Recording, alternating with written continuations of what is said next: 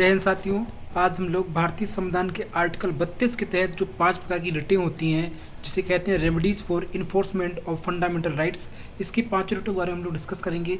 इसके अंतर्गत हमारी 5 रिटें होंगी: बंदी प्रत्यक्षीकरण, परमादेश, प्रतिषेध, उत्प्रेषण लेख, अधिकार परीक्षा। रिट अथवा याचिका का अर्थ: संवैधानिक उपचारों संबंधी मूलाधिकार का प्रावधान अनुच्छेद 32 से 35 तक किया गया है। संविधान के भाग 3 में मूल अधिकारों का वर्णन है। यदि मूल अधिकारों का राज्य द्वारा उल्लंघन किया जाता है तो राज्य के विरुद्ध न्याय पाने के लिए संविधान के अनुच्छेद 32 के अंतर्गत उच्चतम न्यायालय में और अनुच्छेद 226 के अधीन उच्च न्यायालय में रिट याचिका दाखिल करने का अधिकार नागरिकों को प्रदान किया गया है।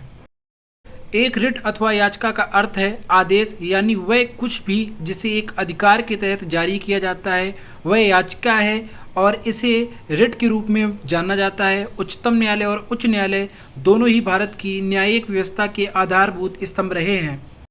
इन्हें देश में न्यायिक व्यवस्था को बनाए रखने, व्यक्ति के मौलिक अधिकारों तथा संविधान के संरक्षण का दायित्व प्रदान किया गया है। जानते हैं याचिका या रिट के प्रकार।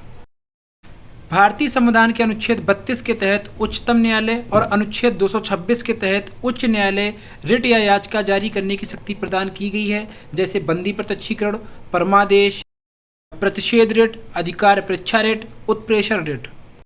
जानते हैं 5 प्रकार की याचिकाओं या रिट का वर्णन कैसे है। पहले रिट के बारे में बात करते हैं, बंदी प्रत्यक्षीकरण, हैबियस कॉर्पस।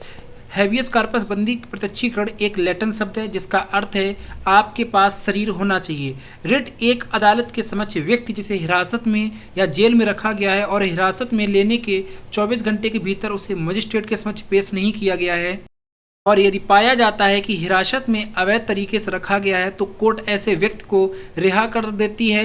रिट का उद्देश्य अपराधी को दंडित करने का नहीं होता बल्कि अवैध तरीके से हिरासत में लिए गए व्यक्ति को रिहा करना होता है। हालांकि अनुच्छेद 21 जीवन और व्यक्तिगत स्वतंत्रता का संरक्षण को आपातकाल की घोषणा के दौरान भी निलंबित नहीं किया जा सकता है। इसीलिए बंदी प्रत्यक्षीकरण एक व्यक्ति की व्यक्तिगत स्वतंत्रता की रक्षा करने के लिए एक बहुत ही मूल्यवान रिट बन जाती है। सुप्रीम कोर्ट केवल मौलिक अधिकारों के उल्लंघन के मामले में ही राज्य के खिलाफ बंदी प्रत्यक्षीकरण की रिट जारी कर सकता है, जबकि उच्च न्यायालय अवैध रूप से या मनमाने ढंग से हिरासत में लिए गए किसी भी आम नागरिक के खिलाफ भी जारी कर सकता है। इस आधार पर इस शक्ति के हिसाब से हाई कोर्ट के पास में कुछ ज़्यादा शक्तियाँ हैं। बंदी प्रत्यक्षीकरण की रिट हिरासत में लिए गए व्यक्ति द्वारा स्वयं या उसकी ओर से कोई अन्य व्यक्ति द्वारा दायर की जा सकती है।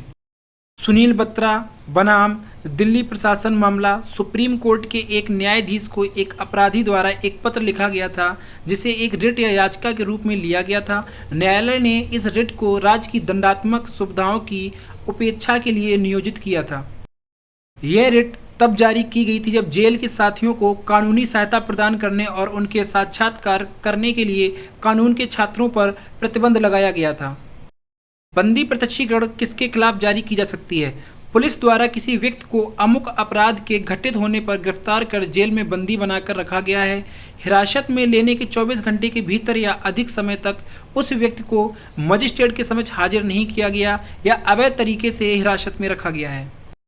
तो हिरासत में लिए गए व्यक्ति के परिवार द्वारा न्यायालय में अधिवक्ता की मदद से याचिका दायर की जाती है, जिसके तहत न्यायालय हिरासत में रखने वाले व्यक्ति को यह आदेश देती है कि हिरासत में रखे गए व्यक्ति को न्यायालय के समक्ष पेश करें। यह है सेकेंड रिट, परमादेश, जिसको हम लोग मेंडबस के नाम से जानते हैं। एक लैटिन शब्द है जिसका अर्थ है हमारा आदेश है। यह कानूनी रूप से कार्य करने और गैर कानूनी कार्य के अंजाम से बचने के लिए एक आदेश के रूप में एक न्यायिक उपाय है। जहां ए के पास कानूनी अधिकार होते हैं जो बी पर कुछ कानूनी बाध्यताएं आरोपित करता है, तो बी को अपने कानूनी कर्तव्यों का पालन करने के लिए ए परमादेश रिट की मांग कर सकता है। इस रिट को जारी करने का आदेश उच्चतम न्यायालय या उच्च न्यायालय द्वारा तब दिया जाता है जब सरकार, अदालत, निगम या अधिकरण या लोक प्राधिकरण सार्वजनिक या वैधानिक कर्तव्यों तो करते हैं लेकिन उन्हें निभा पाने में विफल रहते हैं। सुप्रीम कोर्ट एक व्यक्ति के मौलिक अधिकारों को लागू करने के लिए एक परमादेश तब जारी कर सकता है जब कुछ सरकारी आदेश या अधिनियमों पर इनका उल्लंघन करने का आरोप लगाए जाते हैं। एक अधिकारी को अपने संवैधानिक और कानूनी शक्तियों का प्रयोग करने के लिए कर्तव्यों का पालन नहीं करने पर संविधान द्वारा किसी व्यक्ति के लिए निर्धारित कर्तव्यों के निर्वहन करने हेतु बाध्य करने के लिए अपनी अधिकारिता का प्रयोग करने के लिए भारत सरकार बनाम उन्नीकृष्ण मामले में यह कहा गया कि सहायता और संबद्धता के सवाल की परवाह के लिए बगैर एक निजी चिकित्सा इंजीनियरिंग कॉलेज अदालत की रिट क्षेत्राधिकार के भीतर आता है। इनके खिलाफ परमादेश रिट जारी नहीं की जा सकती है। पहला है किसी व्यक्ति या निजी निकाय के खिलाफ, दूसरा उस विभागीय अनुदेश को लागू करने के लिए जिसके पास कोई वैधानिक शक्ति नहीं है, तीसरा जब कर्तव्य विवेकाधीन हो और अनिवार्य नहीं, चौथा अनुबंध संबंधी किसी दायित्व को लागू करने के लिए, पांचवा भारत के राष्ट्रपति या राज्य के राज्यपालों के खिलाफ, छठवां न्यायिक क्षमता का अनुपालन कर रहे किसी उच्च न्यायालय के मुख्य न्यायाधीश के खिलाफ। नेक्स्ट रिट है उत्प्रेषण। यह एक लैटिन शब्द है जिसका अर्थ है सूचित करने के लिए। उत्प्रेषण को एक न्यायिक आदेश के रूप में परिभाषित किया जा सकता है जो आचरण से संबंधित होता है और कानूनी कार्रवाई में उपयोग किया जाता है। इसे निगम जैसे संवैधानिक और सांविधिक निकायों, कंपनियों और सहकारी समितियों जैसे निकायों और निजी निकायों तथा व्यक्तियों के खिलाफ जारी किया जाता है। इसके लिए अदालत द्वारा प्रमाणित और कानून के अनुसार किसी भी कार्रवाई के रिकॉर्ड की आवश्यकता होती है। विभिन्न प्रकार के आधार पर जिस पर उत्प्रेषण की रिट जारी की जाती है, पहला अधिकार क्षेत्र का अभाव, दूसरा न्याय क्षेत्र का दुरुपयोग, तीसरा अधिकार क्षेत्र का दुरुपयोग, चौथा है समान न्याय के सिद्धांतों का उल्लंघन। सैयद याकूब बनाम राधाकृष्णन मामले में यह कहा गया कि उत्प्रेषण की रिट जारी करना उच्च न्यायालय के अधिकार क्षेत्र का एक पर्यवेक्षी क्षेत्राधिकार है और इस पर अदालती कार्यवाही एक अपीली अदालत के रूप में कार्य करने की पात्र नहीं है। कानून की एक त्रुटि जो स्पष्ट रूप से दस्तावेजों में अंकित है तो रिट द्वारा सुधारा जा सकता है, लेकिन तथ्य की त्रुटि को सही नहीं किया जा सकता है। हालांकि यदि एक तथ्य का निष्कर्ष कोई सबूत नहीं है पर आधारित है तो इसे कानून की एक त्रुटि के रूप में माना जाएगा जिसे उत्प्रेषण द्वारा ठीक किया जा सकता है। नेक्स्ट रिट है निषेधाज्ञा या प्रतिषेध, जिसे इंग्लिश में कहते हैं प्रोहिबिशन। निषेधाज्ञा का अर्थ है मना करना या बंद करना और आम बोलचाल में इसे स्टे ऑर्डर के रूप में जाना जाता है। जब कोई निचली अदालत या एक अर्ध न्यायिक निकाय एक विशेष मामले में अपने अधिकार क्षेत्र में प्रदत्त अधिकारों को अतिक्रमण कर किसी भी मुकदमे की सुनवाई करती है तो सुप्रीम कोर्ट या अन्य कोई भी उच्च न्यायालय द्वारा यह रिट जारी की जाती है। भारत में प्रतिषेध रिट को मनमाने प्रशासनिक कार्यों से व्यक्ति की रक्षा के लिए जारी की जाती है। नेक्स्ट रिट है अधिकार परीक्षा क्यो वारंटो। क्यो वारंटो एक लैटिन शब्द है जिसका अर्थ है किस वारंट द्वारा।